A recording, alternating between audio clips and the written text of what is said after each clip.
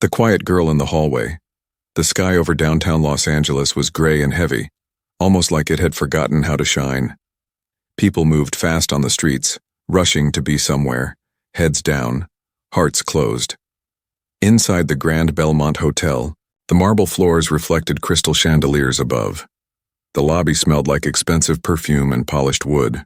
Guests came and went, barely noticing the ones who made everything around them work quietly. On the 17th floor of the hotel, near the executive suites, a girl stood silently with a vacuum cleaner. She was small, with soft brown skin and long dark hair tied in a tight ponytail. Her name was Mei Lin. She was just 23, barely spoke English, and worked every shift she could get to support her mother and younger brother in Guangzhou, China. Mei Lin had been in America only 2 years. Every dollar she earned went back home. She rarely spoke to anyone except to say sorry or excuse me. The other hotel staff often forgot she was there. Guests never saw her unless she accidentally crossed their path, and if she did, they would just frown and walk away. But today was different. Something would happen that would change everything, not just for Mei Lin, but for someone else as well. Someone no one expected. At 9:37 a.m., a man stepped out of Suite 1709. He wore a plain gray t-shirt, jeans, and a black cap pulled low. He didn't look like a movie star. There was no entourage, no loud talking, no sunglasses inside the hallway. But Mei Lin knew who he was. Everyone did. Keanu Reeves. She had seen his movies growing up, watched The Matrix in a tiny internet cafe back home while her little brother sat beside her wide-eyed. Her heart jumped when she saw him. But she quickly looked down and moved to the side, dragging the vacuum back against the wall to make space for him. Keanu paused. Then he looked at her. "Good morning," he said softly. Mei Lin froze. She had never expected him to speak. She felt heat rise to her face and she bowed slightly without making eye contact. "Good morning," she whispered. Keanu noticed her badge. It read, Mei Lin, Housekeeping. Something in his expression softened. He gave a small smile, nodded, and began walking toward the elevator. As the doors opened, Mei Lin turned around and whispered to herself in Chinese, "He is so kind, not like others." What she didn't know was that Keanu had paused. Just before stepping into the elevator, he heard her voice. Quiet, gentle, and full of emotion. He didn't understand every word, but he recognized the language. And he understood enough to know she had said something about him. He turned his head slightly. Then, as if deciding something, he stepped back out of the elevator. Mei Lin hadn't noticed. She was wiping down a lamp fixture in the hallway. She began softly humming a tune her mother used to sing when she was a child. Ni Chang De Hen Hao. "You sing beautifully." Her body froze. Her hand dropped the cloth, her heart slammed into her chest. She turned around, eyes wide. Keanu was standing there. He had just spoken perfect Chinese. Her mouth opened, but no sound came out. Keanu smiled gently. "Don't be afraid. I lived in Beijing for a while. My Mandarin isn't perfect, but I try." Mei Lin's hands shook. No guest had ever spoken to her in Chinese. No one had cared. And here he was, this quiet, world-famous man, not only hearing her but speaking her language. She blinked quickly, trying to hold back tears. I didn't know."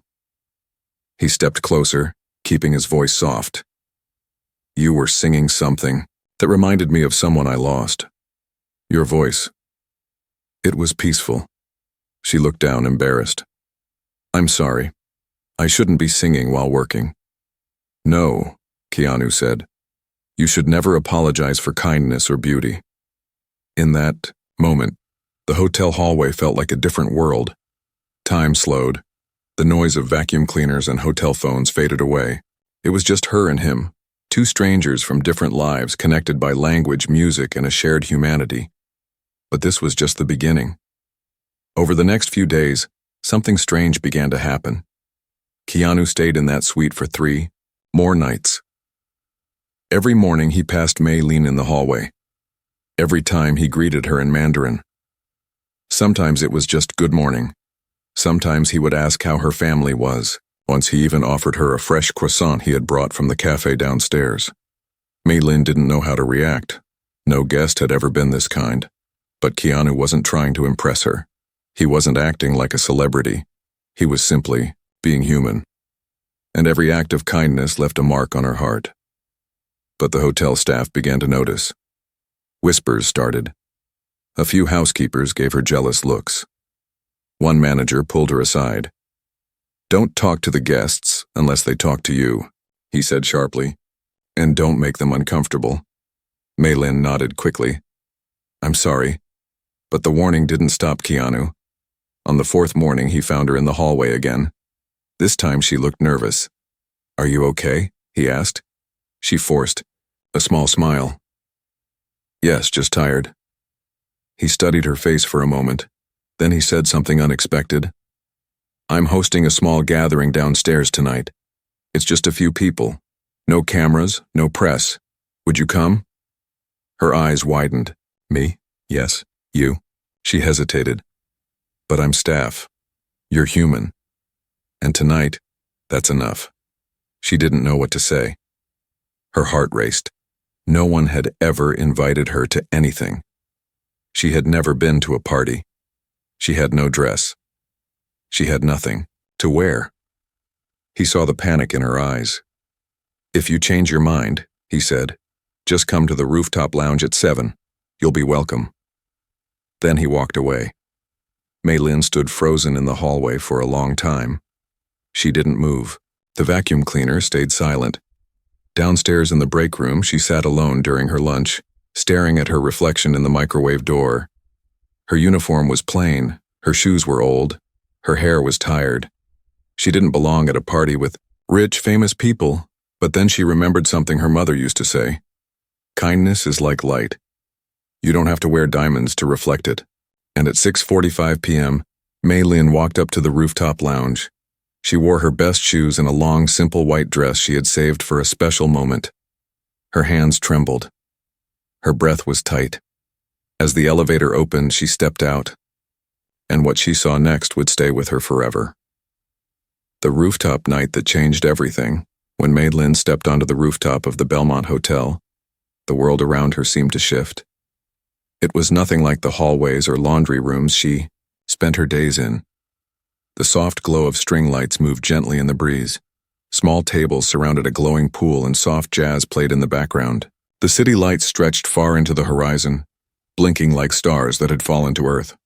She stood there for a moment, uncertain if she should step forward. Her hands clutched the small purse she had borrowed from another housekeeper. Her long white dress was plain, but it moved with grace as the wind touched it. She had even worn light makeup for the first time in years. She didn't see Keanu at first. People were already gathered, some in relaxed suits, some in long gowns. They were laughing, sipping drinks, and talking like they belonged. Maylin felt like a shadow among candles. A waiter walked by and looked at her. "Are you lost, miss?" She hesitated. I was invited." He looked doubtful, but before he could say more, a voice came from behind. "She's with me." The waiter turned. So did Maylin. Keanu Reeves walked toward them with a gentle smile, wearing a simple black blazer over a white t-shirt. His presence was calm, like water in a still pond. The other guests quieted a little when they saw him, but he ignored the attention. His focus was only on Maylin. "You came?" he said. She nodded slowly. "I didn't know if I should." "I'm glad you did."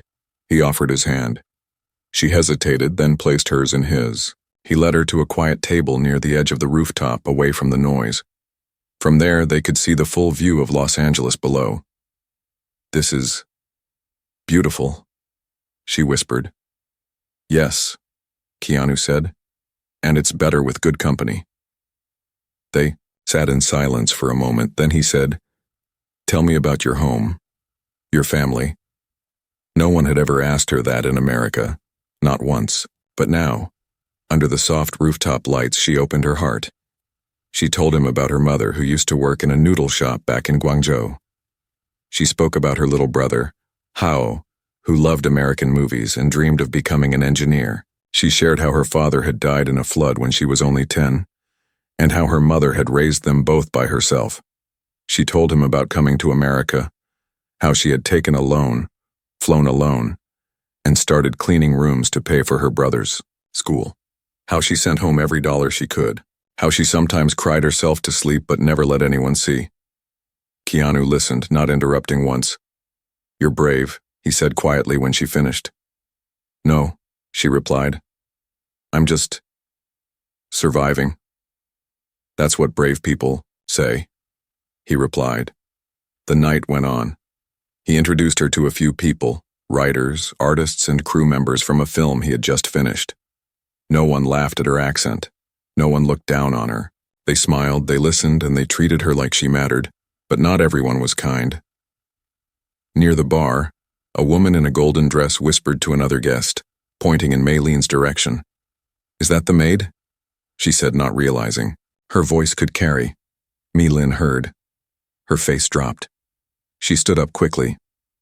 I should go," she whispered. Keanu's expression changed. He gently reached for her hand. "Don't let their ignorance steal this night from you. Don't belong here. Yes, you do. You belong wherever you are respected, and tonight you're respected here." The woman in gold saw Keanu holding Maylene's hand. Her face changed from smug to startled. She turned away. Maylene sat back down, holding back tears. "I don't want to cause trouble for you," she said. "You're not," he answered. "This world needs more people like you, not less." Just then, an older man approached their table. He had silver hair and sharp eyes. "Keanu," he said warmly, "we were just talking about the next project. Are you still looking for a translator? For the China shoot?" Keanu nodded. "Yes, actually." The man turned to Maylene. "Do you speak Mandarin?" She blinked. "Yes." "And English?" "A little," she said, nervous. Keanu smiled. "She's better than she says." The man raised his brows. "We could use someone with her language skills. Does she have film experience?" "No," Keanu said, "but she learns fast. And she listens better than anyone." The man nodded. "Send her resume.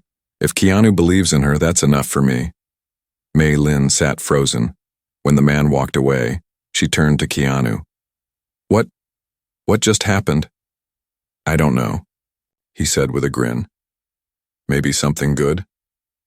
That night, when Maylene returned to her small apartment, she didn't cry herself to sleep. For the first time in months, she smiled while lying in bed.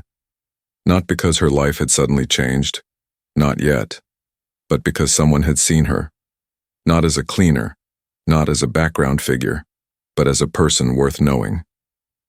But the world isn't always soft, and sometimes kindness invites envy. The next morning, trouble was waiting. She was called into the manager's office at 8:05 a.m. Sharp, the door was already open. "Sit down," the manager said coldly. He placed a folder on the desk in front of him. "I've received some complaints," he continued, "about your behavior last night." Maylene's breath caught. "Complaints?" "A guest said you were socializing beyond your role. You attended a private party. Is that true?" "I was invited," she said softly. "By who?" "Keanu Reeves." The manager laughed, short, bitter. "Miss Lin, I don't care if you were invited by the president. This hotel has rules. Staff must not blur the line between service and guest. I didn't mean to. You'll be suspended for a week without pay." Her chest tightened. "Please, I need this job. You should have thought of that before playing princess on the rooftop." She left the office shaking, her mind spinning. The party, the smiles, the offer. It had all felt like a dream, and now she was being punished for it. She walked out of the hotel's back door, tears sliding down her cheeks. She didn't know where to go. Her rent was due in 4 days. She hadn't told her mother about the party. Now she didn't want to tell her about the suspension either. But as she sat alone in a small park nearby, her phone buzzed. A message from unknown. "Meet me at Café Leclerc, 3 p.m., Keanu." Her hands trembled. She had no idea what he wanted, but she had nothing left to lose. The offer that changed her future, the clock struck 3 p.m. exactly when Maylene stepped into Café Leclerc. It was a small, quiet place just 5 blocks from the Belmont Hotel. She had never been inside before. The windows were wide, the chairs were wooden and soft with cushions, and the air smelled like cinnamon and fresh bread. She had changed out of her uniform into a plain blue blouse and old jeans. Her shoes were scuffed from years of walking to work. Her hands were clenched tightly, hidden beneath the table as she sat down near the window. Outside, the city moved as usual, but inside her a storm raged. Her thoughts kept going back to the manager's voice. Suspended, without pay. It echoed in her mind like a punishment she didn't deserve. Then the door opened. Keanu Reeves stepped in with no fanfare, no crowd. He wore a brown coat and dark jeans with his hair tied loosely back. He carried 2 cups of tea and set one down in front of her. "You came," he said with a small smile. "I didn't know if I should." "You should," he said, sitting across from her. "I heard what happened this morning." Her face turned red with shame. "I didn't want trouble. I only came to the rooftop because you invited me. And you did nothing wrong." She looked down. "I lost my job." He was quiet for a moment. Then he reached into his coat and placed a white envelope on the table. "Open it," he said softly. With shaky hands, Maylin opened the envelope. Inside was a letter and a business card. The letter was printed on official letterhead. It read, "Dear Miss Lin, we are pleased to offer you a temporary position as assistant translator and cultural liaison for the upcoming location shoot in Chengdu, China. Based on Mr. Reeves's recommendation, we believe you would be a valuable part of the team. Sincerely, Emily Winters, Associate Producer, New Horizon Films, May." Lin blinked. She read the letter again. Her lips parted, but no words came out. "I don't understand," she finally whispered. "I meant it when I said, 'You're someone worth knowing,'" Keanu said. "I've worked with people who have 10 degrees but no heart. You have both language and kindness, that's rare. But I don't know anything about movies," she said, her voice barely a breath. "You know how to listen, how to observe, and how to carry yourself with grace in rooms where people want to forget you exist. That's more than enough to begin." Tears welled in her eyes. "Why are you doing this?" Keanu leaned back slightly, thinking. "Years ago, when I was just starting, there was a woman who gave me my first chance. She said the world doesn't need more stars. It needs more lights." He looked her in the eye. "You're a light, May, Lin. And it's time the world saw you." She couldn't hold back her tears anymore. She turned her face away, wiping them quickly. "I'm scared," she whispered. "Good," he said gently. "That means it matters."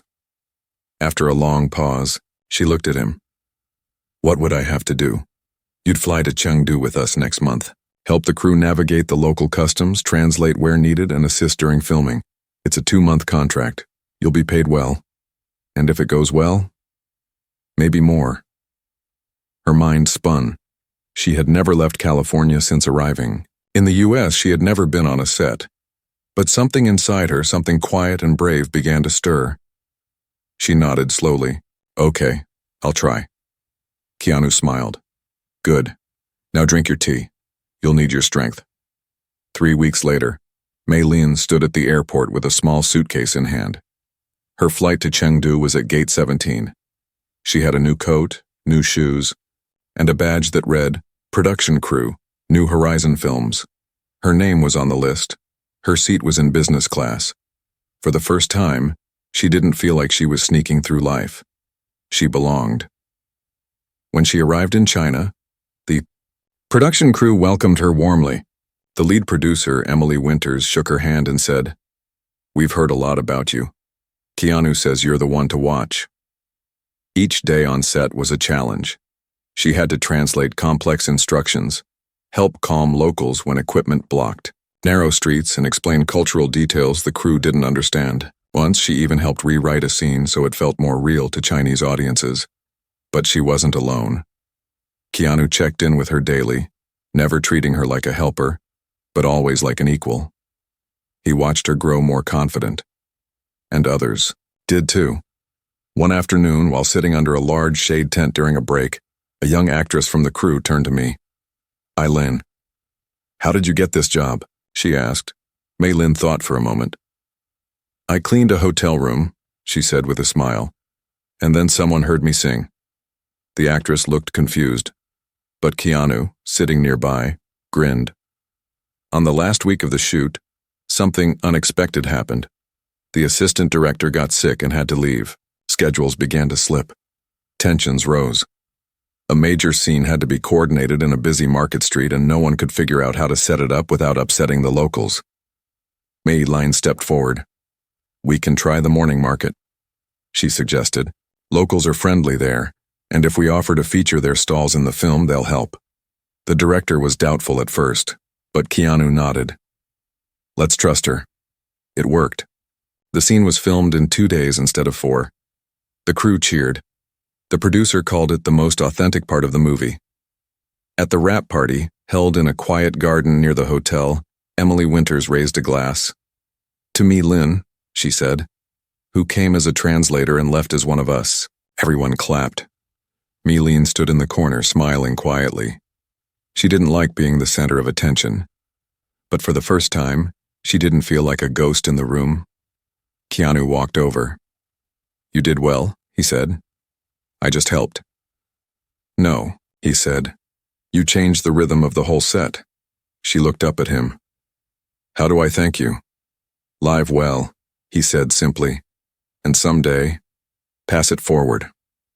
But just as her journey seemed to reach its brightest point, darkness returned. 2 days after returning to Los Angeles, Mei Lin received a letter from the hotel. Termination notice. Her locker had been emptied. Her last paycheck had been sent. No explanation was given, just a signature at the bottom. She had been erased. Her heart sank. The job she had worked so hard for. Gone. The one stable thing she had. Vanished. She stared at the letter in silence. Then, slowly, she picked up her phone. She didn't call Keanu. She called her mother. "Mama," she said, her voice shaking. "I think something new is beginning." The woman they tried to erase the next morning. The sunlight poured through the small window of Mei Lin's apartment. She sat at her kitchen table, holding the termination letter with one hand and a mug of warm tea in the other. She wasn't crying. Not anymore. She had done that last night, quietly, for hours. Not because she had lost the hotel job, but because she realized something more painful. They didn't even say goodbye. No thank you. No meeting. Just an envelope. Cold. And final. It felt like her years of hard work had been brushed aside, like she had never mattered at all. But this time, something was different. This time, she wasn't going to stay silent.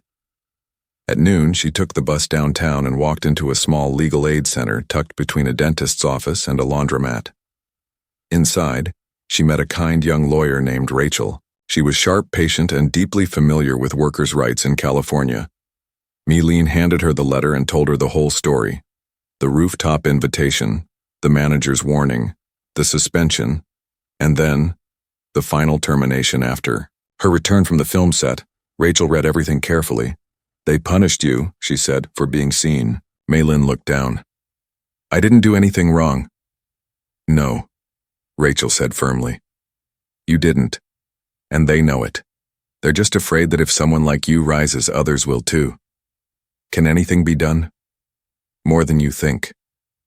By the end of the week, a formal letter was sent to the hotel's corporate office accusing the Belmont branch of wrongful termination and workplace discrimination.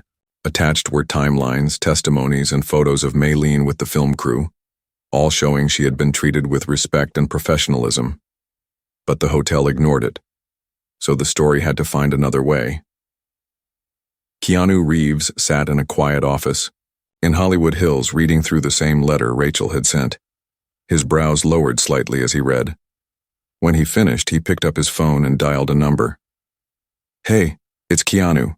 Remember the film crew's behind-the-scenes photographer?" "Yes, the one with the great footage.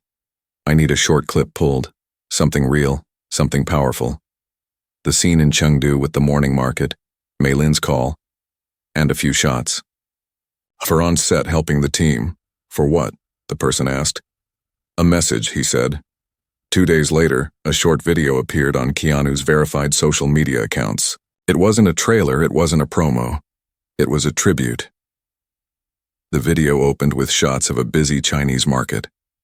Then it cut to the crew, struggling to communicate, unsure of where to film. Then a voice, Mei Lin's voice, speaking in both Mandarin and English, organizing people with calm authority. Quick clips showed her translating, guiding, and even comforting a child who had wandered onto the set. The final shot, Keanu standing beside her under the market's red lanterns, smiling as she gave instructions to the crew. Then, words appeared on the screen. This is Mei Lin. She used to clean hotel rooms in silence.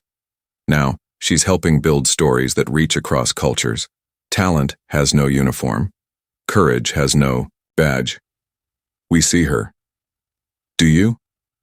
Millions watched. The post went viral within hours. Comments flooded in. She's amazing. Give her the respect she deserves. How many others like her are being ignored? Keanu, you're a real one. And then came the calls. News outlets wanted interviews. A major talk show reached out. A talent agency asked to meet her. But Mei Lin wasn't chasing fame. She just wanted the truth to matter. That weekend, she sat across from the Belmont Hotel's regional director in a formal meeting room. Beside her was Rachel, the lawyer. Across from her sat the man who had signed the termination letter. His face was pale.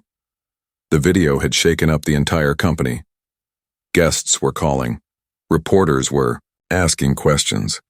Reviews online had started mentioning how they treated the translator girl. The director cleared his throat. We regret how things were handled. We'd like to offer you your job back, with increased pay, and a public apology. Mei Lin looked at him for a long moment, then she spoke slowly and clearly. I don't want the job back. The room went silent. She continued, You didn't fire me because I made a mistake. You fired me because I didn't stay invisible. Rachel leaned forward. My client is willing to waive a lawsuit if this hotel agrees to adopt a fair policy for all staff and conduct mandatory cultural sensitivity training, and a written apology, published. The director looked shaken. We'll consider that. Mei Lin stood. You should do more than consider it. There are others like me still working in those hallways. After the meeting, Keanu met her at a bookstore cafe. How do you feel? He asked. She took a sip of warm coffee. Stronger, like I have a voice now. He nodded. You always had it. You just finally used it. I still can't believe all this happened. You believed enough to show up at that rooftop, he said. Sometimes that's all it takes. Then he reached into his bag and handed her a folder. What's this? She asked. A contract. We're starting a new film next year, and we need a full-time cultural producer. Someone who understands both the language and the soul of a story. Her eyes widened. You mean? Yes, you. She smiled, blinking back tears. Thank you. No, he said. Thank you for reminding all of us what dignity looks like. The next month, a video of Mei Lin speaking at a women's empowerment event made its rounds online. She stood on stage in front of hundreds of people, wearing a simple dress and holding a microphone tightly. I used to think silence was safety, she said, but silence is a cage. It wasn't until someone heard my voice that I learned how to use it. I hope you all find yours too. And when you do, speak for the ones who can't. Applause filled the room. Among the audience, Keanu watched quietly, his hands folded in his lap, a small smile on his face. He didn't need to speak. She was doing it now. Later that night, Mei Lin sat at home with her laptop open. Her mother and little brother were on video call laughing as she told them stories from the film set. Behind her, on the wall, was a framed letter, the offer from New Horizon Films. Beside it, another frame. This one held something simple, her old hotel name badge. Mei Lin. Housekeeping. Not as a reminder of shame, but of how far she had come. The storm behind the spotlight the following weeks moved, like a fast river, carrying Maylene into places she never imagined. Her name started appearing in articles. Some called her the housekeeper who became a producer. Others praised her as the quiet girl who stood tall. And while the praise felt surreal, she kept her head down and her focus sharp. She still took the bus. She still sent money home. She still avoided the spotlight whenever she could. But now, doors opened when she knocked. Meetings were scheduled when she asked. People listened when she spoke. And behind many of those open doors stood Keanu Reeves, never pushing her forward, never taking credit, but always watching, always supporting. Then came a call that changed everything. A top Asian streaming platform invited her to a roundtable with female filmmakers. They wanted her to talk about cross-cultural storytelling. Maylene almost said no. "I'm not a real filmmaker," she told Keanu during a lunch break. He tilted his head slightly. "You helped shape half of our last production. You saved a scene we were about to scrap. You translated emotion, not just language. That's filmmaking." She looked down at her plate. "What if they laugh? What if they say I don't belong?" He leaned forward. "Let them say what they want. You've already proved them wrong." The panel was set in a large hall in downtown Los Angeles. Cameras were everywhere. Rows of bright lights beamed down from the ceiling. There were 5 women on the stage, each with long careers, prestigious awards, and powerful resumes. And then there was Maylene. She wore a plain gray suit with a soft yellow scarf her mother had sent from China. Her hands trembled slightly in her lap as the moderator introduced her last. And joining us, the host said, is Maylene, cultural liaison and rising creative voice in global cinema. Polite applause. The first question went to a director from Seoul, then another to a producer from Tokyo. Their answers were confident and filled with industry terms. Then the host turned to me, Eileen. "Miss Lin, you began in housekeeping. Today, you're sitting here as a storyteller. How did that happen?" Her fingers tightened slightly. "I didn't plan it," she said, her voice quiet at first. "I was cleaning hotel rooms to survive. I thought if I worked hard and stayed invisible, I'd be safe. But one day, someone heard me speaking in Chinese. He listened. And then he gave me a seat at the table. The room was silent. What I've learned is, sometimes people don't need saving. They need someone to believe they can rise." A few heads in the audience nodded, but not everyone smiled. After the panel backstage, one of the producers approached her. She was well-dressed, elegant, and her smile was thin. "You speak well," the woman said. "But you should be careful. This industry, it doesn't like people who rise too fast." Maylene blinked. "I'm not trying to rise fast, I'm trying to rise right." The woman didn't respond. She just walked away. That night, Keanu drove her home. "You did great," he said. "Not everyone agrees," she replied. He looked at her carefully. "What happened?" She told him about the producer's words, about the tension in the room, about the whispers she'd started noticing. "They think I'm here because of you," she said. He stopped at a red light and turned toward her. "You are?" She looked at him surprised. "But not because I gave you something. You're here because you earned everything after that. I opened a door. You walked through it, and you built your own house." She smiled, quietly moved. "Thank you. Never thank someone for seeing your light. Just keep shining." A week later, the storm hit. An anonymous blog post appeared online, claiming that Maylene had exaggerated her story. It said she was never formally hired on the Chengdu production. It hinted she had manipulated Keanu's kindness. And worst of all, it suggested she had faked being mistreated at the hotel. The post spread quickly. Some people dismissed it. Others began to question her story. Reporters started calling. Online forums exploded with debate. Was it all for attention? Maybe she played the victim card.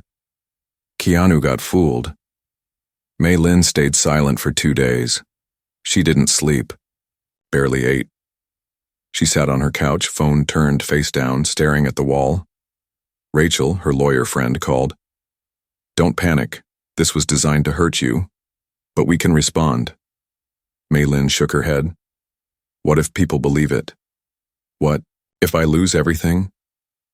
And then her phone lit up. It was a message from Keanu. Truth doesn't shake in storms. Call me when you're ready to fight back. That night, Keanu invited her to his private studio. Inside, he had already set up lights and cameras. Not for a film. For her. What's this? She asked, confused. Your story. In your voice. Your way. She hesitated. Won't this make things worse?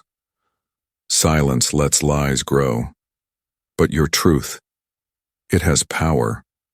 She stood there for a long time. Then she sat in the chair, took a deep breath, and looked into the camera. Her video began with one sentence. My name is Mei Lin. I was never meant to be seen. But now that I am, I won't disappear.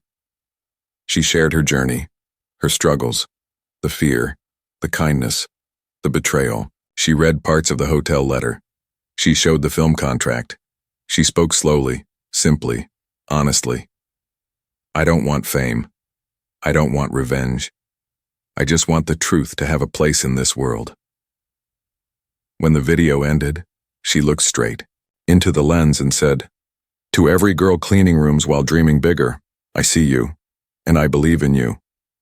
The video was posted by her, not Keanu. Within 24 hours, it had 3 million views. People started speaking up. A former crew member posted behind-the-scenes photos showing Mei Lin at work, organizing scenes and translating notes. A Belmont hotel employee wrote anonymously that staff had been told to stay silent during her suspension. Rachel released the legal documents showing the timeline of events. Slowly, the doubt melted away, and something even bigger replaced it. Respect. A month later, Mei Lin was invited to the International Film Summit in Toronto. This time, she stood not as a guest, but as a keynote speaker.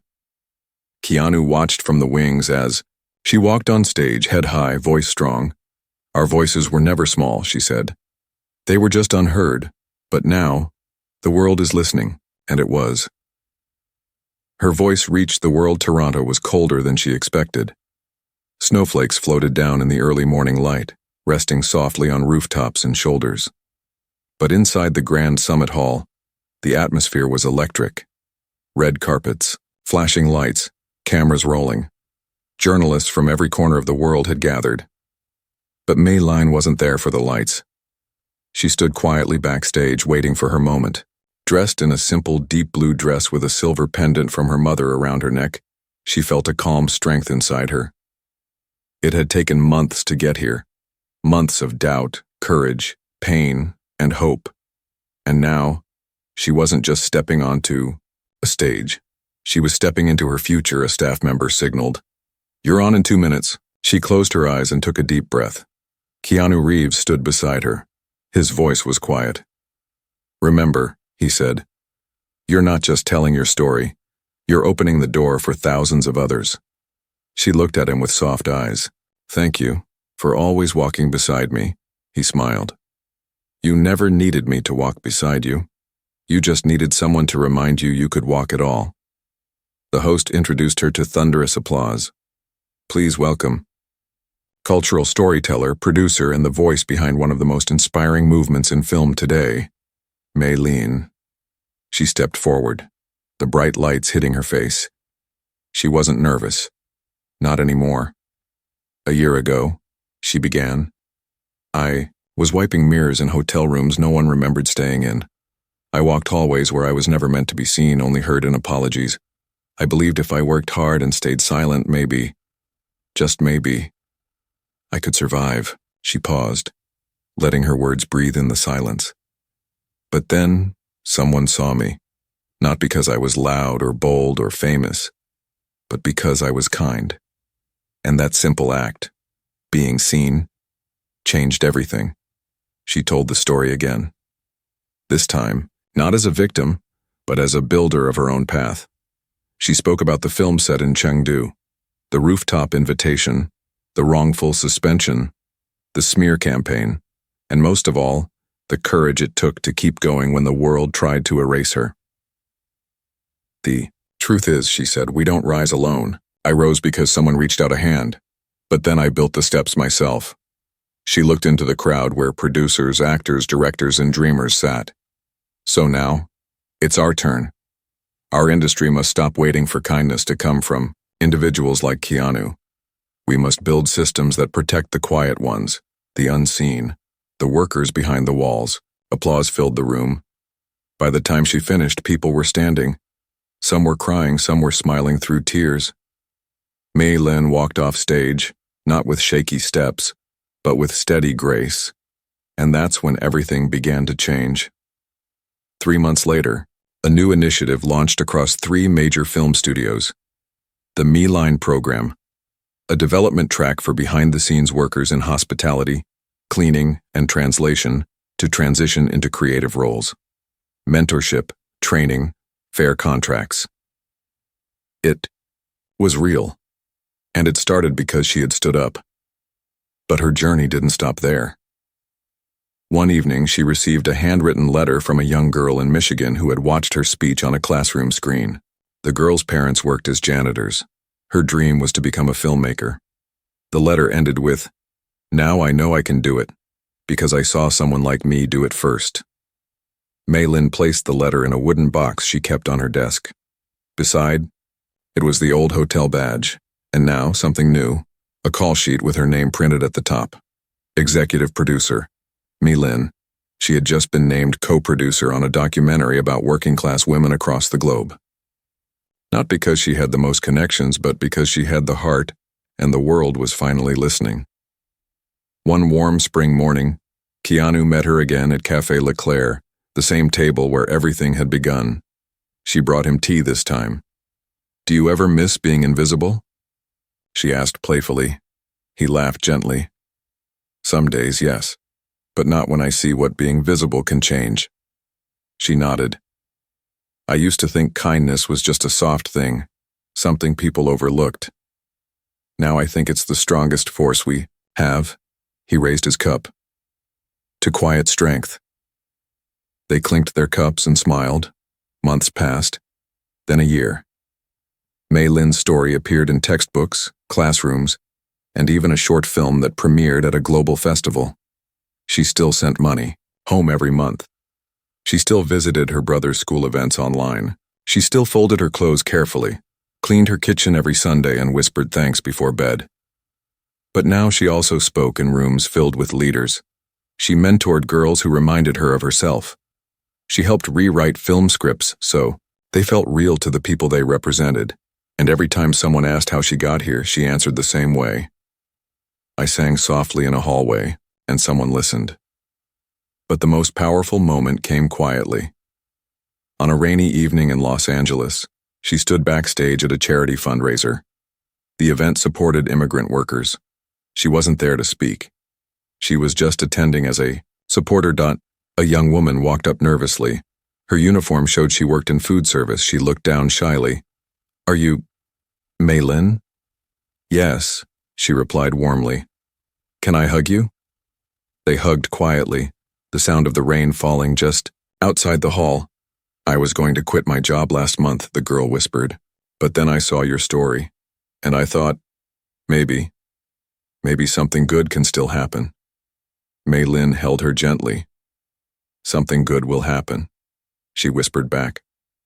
"Don't stop believing in your own light." That night, as she walked to her car, she looked up at the sky. The rain had stopped. The air was clear, and the city lights shimmered like stars. Once, she had been just a cleaner in a hallway. Now, she was a voice, and that voice was still rising.